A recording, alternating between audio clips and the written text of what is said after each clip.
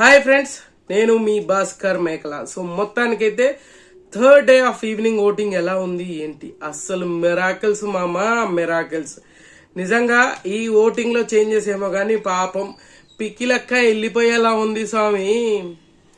ఏమో మరి రమ్య మోక్ష వెళ్ళిపోయే ఛాన్సెస్ ఎక్కువగా కనిపిస్తుంది.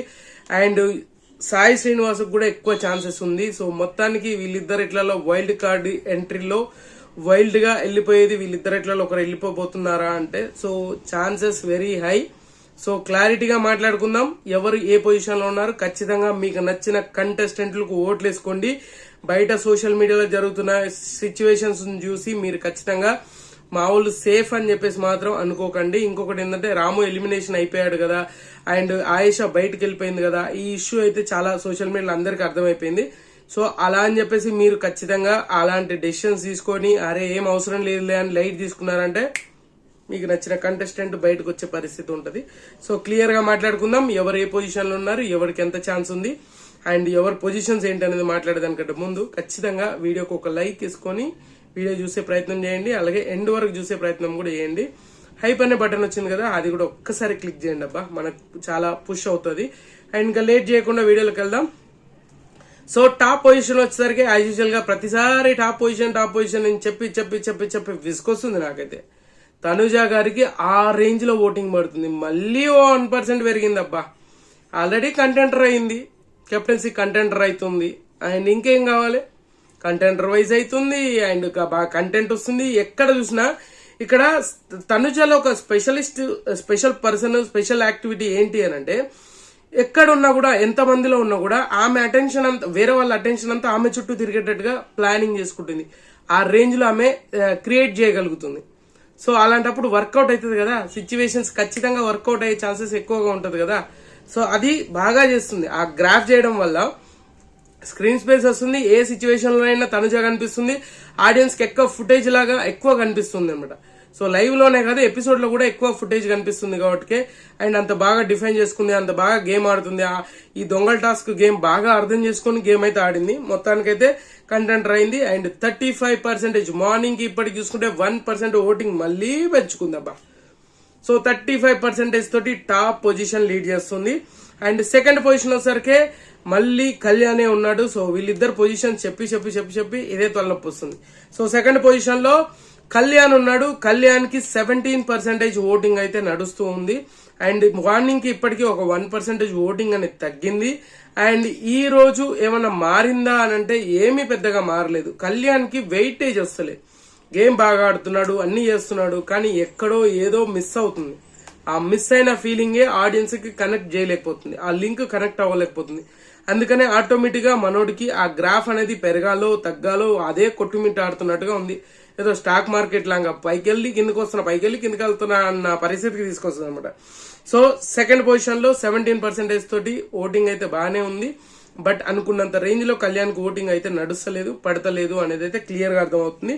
అండ్ తర్వాత పొజిషన్ వచ్చేసరికి దివ్య ఉంది. దివ్యాకి మళ్ళీ 1% పెంచుకొని థర్డ్ పొజిషన్ లో 14% ఓటింగ్ అనేది దివ్యాకి చాలా స్టేబుల్ ఓటింగ్ పడుతుంది. అండ్ దిన అభివృద్ధి చెందుతూ దిన ముందుకెళ్ళిపోతుందంట, దిన అభివృద్ధి చెందుతుంది.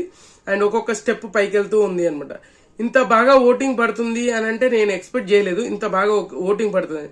సో అయినా చాలా క్లారిటీగా ఉంది, చాలా క్లారిటీగా మాట్లాడుతుంది, క్లారిటీగా చేస్తుంది. ఒక గేమ్ మీద ఒక ఫోకస్ ఉంది, ఏది ఎప్పుడు ఎలా మాట్లాడాలి, ఏది ఎప్పుడు ట్రిగ్గర్ చేయాలి, ఏది ఏం చేయాలి అన్న ఒక క్లారిటీ అయితే మెయింటైన్ చేస్తుంది దివ్య విషయంలో వచ్చేసరికి. అండ్ ఖచ్చితంగా ఈమె థర్డ్ పొజిషన్ లోనే ఉంది 14% ఓటింగ్ తోటి. అండ్ తర్వాత పొజిషన్ వచ్చేసరికి సంజన ఉంది. సంజనకి ఫస్ట్ టైం ఓటింగ్ అనేది తగ్గింది. థర్డ్ డే ఈవినింగ్ వచ్చేసరికి మాత్రం ఈమె ఓటింగ్ అనేది తగ్గింది అనేది క్లియర్ గా అర్థం అవుతుంది. సో ఇక్కడ ఏంటంటే సంజన విషయం వచ్చేసరికి కొన్నిసార్లు మాటలు వదిలేస్తుంది, మాటలు అనవసరమైన విషయాల్లో అనవసరమైన మాటలు నోటుకు వచ్చిందని చెప్పేసి టక వదిలేస్తుంది. ఆ మాటలు కంట్రోల్ చేసుకుని ఉంటే బాగుంటది అనేది ఆలోచించాలి అట్లీస్ట్. సో అది ఆలోచించకుండా ఏదో చేద్దాము ఏదో అయిపోతుంది అని చెప్పేసి అనుకుంటే కష్టం. కొంచెం ఆలోచించాలి, కొంచెం ఆలోచించి ముందుకెళ్తే బెటర్ అనేది నా పర్సనల్ అభిప్రాయం. సో ఈమెకు కూడా ఒక 1% ఓటింగ్ అనేది తగ్గింది. అండ్ తర్వాత వచ్చేసరికి రీతు ఉంది. రీతుకి 9% ఓటింగ్ అండ్ చాలా స్టేబుల్ ఓటింగ్ పడుతుంది. అండ్ రీతు ఎన్ని చేసినా ఏం చేసినా ఓటింగ్ మాత్రం ముందుకు వెళ్ళడానికి ట్రై చేస్తున్నా కూడా అవ్వట్లే.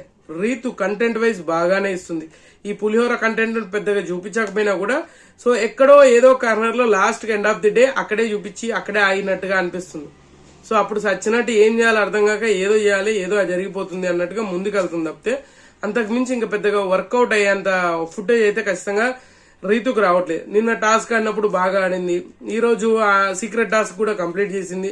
ఇలా కొన్ని విషయాలు చాలా బాగా ఆడుతుంది, చాలా బాగా ముందుకు వెళ్తుంది. సో ఆ ఇంపాక్ట్ అనేది ఆమెకున్న ఫాలోవర్స్ కి, ఆమెకు పడే ఓటింగ్ కి ఇంపాక్ట్ అనేది పెద్దగా చూపించట్లేదు, పెద్దగా కనిపించట్లేదు. నాకు ఎందుకో పిఆర్లు కూడా పెద్దగా ఫోకస్ చేస్తున్న ఫీలింగ్ అయితే కలగలేదు అనేది నాకు అనిపించింది. అండ్ ఈమెకు 9% ఓటింగ్, చాలా స్టేబుల్ ఓటింగ్ అనేది పడుతూ ఉంది అనమాట. సో తర్వాత పొజిషన్ వచ్చేసరికి రాము రాథోడ్ని మిడిల్ ఎలిమినేషన్ చేసి మళ్ళీ తీసుకొచ్చి మళ్ళీ పెట్టి ఎందుకయ్యా స్వామి, ఆయనకు అసలే ఓటింగ్ వస్తలేదు, పెద్దగా ఇంపాక్ట్ చూపించట్లేదు, ఎక్కడ ఫుటేజ్ రావట్లేదు. సో వెయిటేజ్ కోసం ఏమైనా ఎలిమినేషన్ చేశారా? ఎలిమినేషన్ చేసి మళ్ళీ తీసుకొచ్చారా? సో ఒక స్ట్రాంగ్ కంటెంటర్ ని, ఒకరికి యూజ్ అయ్యే కంటెంటర్ ని ఎవరినైనా ఎలిమినేట్ చేసి, నాకు తెలిసి వాళ్ళని ఎలిమినేట్ చేస్తే బాగుంటదేమో అనే ఫీలింగ్ అయితే నాకు ఇక్కడ అనిపించింది. కానీ అక్కడ సిచ్యువేషన్లు మారిపోతున్నాయి, వీళ్ళు వెళ్ళిపోతారు అనుకుంటే నమ్మేసేటట్టుగానే ఉంది. రాము వెళ్ళిపోతారంటే ఓకే, ఎందుకంటే రమ్యకు బాగా కాంట్రవర్సీ ఉంది బయట, ఖచ్చితంగా రమ్య వెళ్ళిపోదు అని చెప్పేసి అందరు మైండ్ లో ఉంది. సాయి కూడా అంతో ఇంతో సినిమా ఇండస్ట్రీ నుంచి వచ్చాడు కాబట్టి ఖచ్చితంగా ఒక ఫ్యాన్ బేస్ ఉంటది అని చెప్పేసి ఒక థాట్ లో ఉన్నారు. సో రాము డేంజర్ జోన్ వరకు వెళ్ళేసి వస్తున్నాడు కాబట్టి రాము వెళ్ళిపోయే ఛాన్సెస్ ఉంది, ఆ విధంగా నమ్మేస్తారు అని చెప్పేసి అనుకొని రామును మిడ్ వీక్ ఎలిమినేషన్ చేశారా అంటే అది అయి ఉండొచ్చు. బట్ రాము ఎలిమినేషన్ అవ్వలేదు, గుర్తుపెట్టుకోండి. మీరు రాముకు ఓట్లు వేసుకునే ప్రయత్నమే చేయండి, ఓట్లు వేయండి. రాము ఎలిమినేట్ అయిపోయాడు కదా, అవసరం లేదు కదా అని అనుకోకండి. సో ఇంకొకటి ఏంటంటే ఆయేషా కూడా అయిపోయింది అని చెప్పేసి మీరు ఏంటంటే సోషల్ మీడియాలో ఒక సీన్ చూసారా, ఇప్పుడు వెళ్ళిపోయింది అని చెప్తారు, మళ్ళీ వచ్చిందని చెప్పినప్పుడు దాన్ని మీరు అబ్జర్వ్ చేయాలి, దాన్ని చూడరు, వెళ్ళిపోయింది కదా సో ఈసారి నోవే ఎలిమినేషన్ ఉండే ఛాన్సెస్ ఉంది అని చెప్పేసి అనుకుంటారు. బట్ అలా ఉండే ఛాన్సెస్ లేదు. ఈసారి మనం అనుకున్న దానికంటే ఎక్కువ బిగ్ బాస్ చేస్తున్నాడు. కాదు అని అంటే అవును అనేటట్టు, అవును అంటే కాదు అనేటట్టు చేస్తున్నాడు అనమాట. సో శ్రీజ వెళ్ళిపోతుంది అనుకున్నారా, కానీ వెళ్ళిపోయింది. ఆ సిచ్యువేషన్ కి బిగ్ బాస్ ఒక డెసిషన్ తీసుకుంటే వెళ్ళిపోతుంది అక్కడ ఫాస్ట్ గా. సో రాముకి 7% ఓటింగ్ పడుతుంది, ఇంకా బెటర్మెంట్ అయ్యే ఛాన్సెస్ ఉంది. ఈ మళ్ళీ రీఎంట్రీ ఇచ్చినాక కొంచెం వెయిటేజ్ పెరిగే ఛాన్సెస్ ఉంది, బట్ చూడాలి. తర్వాత వచ్చేసరికి సాయి ఉన్నాడు. సాయికి ఎందుకో నాకు రమ్యను ఎలిమినేట్ చేయడానికి సాయిని ముందుకు తీసుకెళ్తున్నారా అనిపించింది. సో అలానే ఏం లేదు, సాయి దగ్గర ఉన్న పవర్ ని వాడుకొని ఉంటే అయిపోయింది. అనవసరంగా ఆయన గెలుక్కొని నామినేషన్ లోకి వచ్చిన ఫీలింగ్ అయితే కలిగింది నాకు. సో మనోడికి ఓటింగ్ అనేది అస్సలేదు. ఓట్ బ్యాంక్ రావాలి అంటే అంత పెద్ద ఫుటేజ్ కావాలి. ఆ ఫుటేజ్ ఖచ్చితంగా ఆయన దగ్గర నుంచి వచ్చే పరిస్థితి కనిపించట్లేదు, ఏ కోణాన కూడా కనిపించట్లేదు.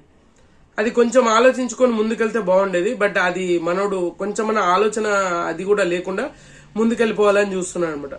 సో ఆ విధంగా కొంచెం ఆలోచించి బెటర్మెంట్ చేస్తే బాగుండేది. బట్ అది ఆలోచించకుండానే ముందుకెళ్తున్నాడు అనే ఫీలింగ్ అయితే నాకు కలిగింది. బట్ మీకేమనిపించింది ఏందో తెలియదు. సాయికి అయితే 4% ఓటింగ్, మార్నింగ్ ఇప్పటికి డిఫరెన్సెస్ అయితే పెద్దగా ఏమీ లేదు. కానీ ఒక 1% పెరిగిందంటే కాదు, మైనర్ పర్సెంటేజ్. ఎందుకంటే 7th ప్లేస్ లో ఉన్న రమ్య కిందకు వచ్చేసింది బాటం, ఈయన పైకి వెళ్ళాడు అంతే. రమ్యకి ఇంకా 1% ఓటింగ్ తగ్గింది. సో ఖచ్చితంగా రమ్యాని ఎలిమినేషన్ చేయడానికి ఏదో ప్లానింగ్ నడుస్తుంది, ఆడియన్స్ ఇది చేస్తున్నారు. కానీ మీరు అనవసరంగా బ్లేమ్ అయ్యి మీకు నచ్చిన కంటెస్టెంట్ ని పోగొట్టుకోకండి, గుర్తుపెట్టుకోండి. ఇంకా ఒక్క రోజు మొత్తం ఉంది, అది ఆలోచించుకొని మైండ్ లో పెట్టుకొని మీరు ఓట్లు వేసేసుకోండి. అండ్ సాయికి 4% అయితే రమ్యకు 3% ఓటింగ్, 1% ఓటింగ్ ఇంకా తగ్గింది. సో పాపం రమ్య విషయంలో ఆ బయట జరిగిన పాపులారిటీ నెగిటివ్ ఆర్ పాజిటివ్, ఒక పాపులారిటీ ఉంది, పిఆర్ కూడా గట్టిగా ఉంది, అండ్ ఖచ్చితంగా ఎలిమినేషన్ అవ్వదు అని అనుకుంటున్నారు. కానీ హై ఛాన్సెస్ కూడా ఉంది రమ్య వెళ్ళిపోవడానికి. ఇప్పుడు యాజ్ ఆఫ్ నౌ ఇప్పుడున్న పరిస్థితుల ప్రకారంగా రమ్య బాటమ్ లో ఉంది. సో గుర్తుపెట్టుకోండి, రమ్య అండ్ సాయి వీళ్ళిద్దరు వెరీ డేంజరస్ పొజిషన్ లో ఉన్నారు. మిగతా వాళ్ళ అందరితో పోల్చుకుంటే వీళ్ళిద్దరు వెరీ హైలీ రిస్క్ లో ఉన్నారనమాట. సో మొత్తానికి ఇది మీరు ఎవరు ఎలిమినేట్ అవ్వాలనుకుంటున్నారు, ఎవరికి ఓట్లు వేస్తున్నారు అనేది కింద కామెంట్ చేయండి. ఖచ్చితంగా ఈ వీడియో మీకు నచ్చినా కూడా లైక్ చేయండి, షేర్ చేయండి, కామెంట్ చేయండి, సబ్స్క్రైబ్ చేయడం మర్చిపోవద్దు. And good luck.